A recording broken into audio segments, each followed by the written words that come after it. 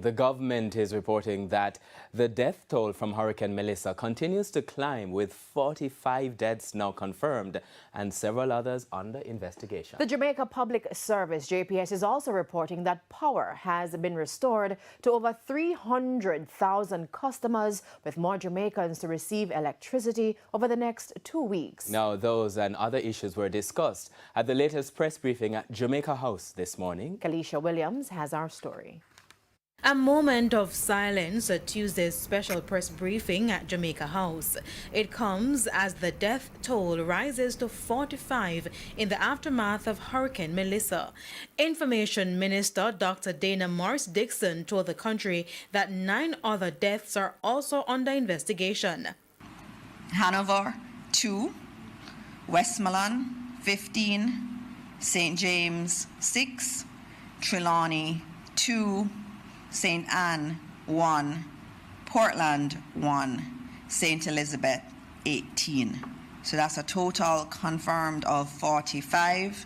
In terms of post-mortems, they have been able to conduct 33 post-mortems to date. In regards to communities and infrastructure, the latest assessment shows that over 182 communities have been badly impacted by the hurricane, and over 30,000 households have been displaced. Also, 2 communities remain marooned. To be clear, maroon communities refer only to communities that are completely cut off and solely accessible by air, where no road,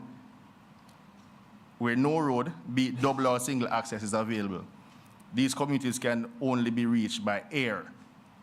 The 2 communities this morning are Petersville in Westmoreland and Ducketts in St. James. The 2 maroon communities did receive drops yesterday, and I'm assured by the time I'm speaking this morning, we'll also do 2 other helicopter lifts into those communities. As it relates to electricity, President and CEO of JPS, Hugh Grant, said over 300,000 Jamaicans now have power.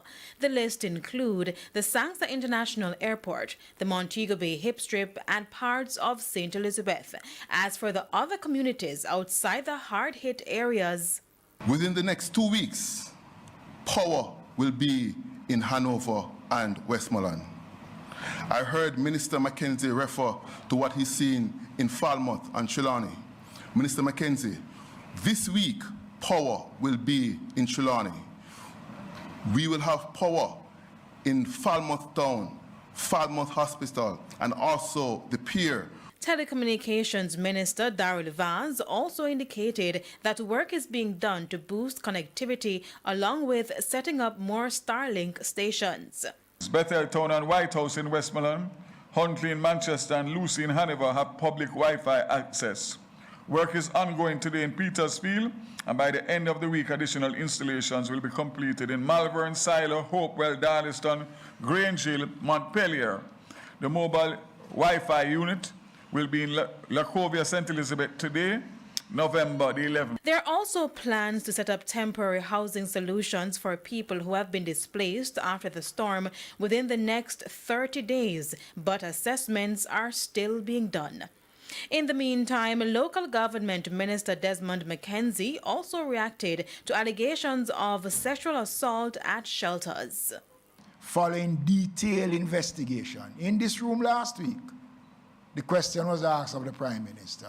There is no truth to any such story, and I want to put that to rest.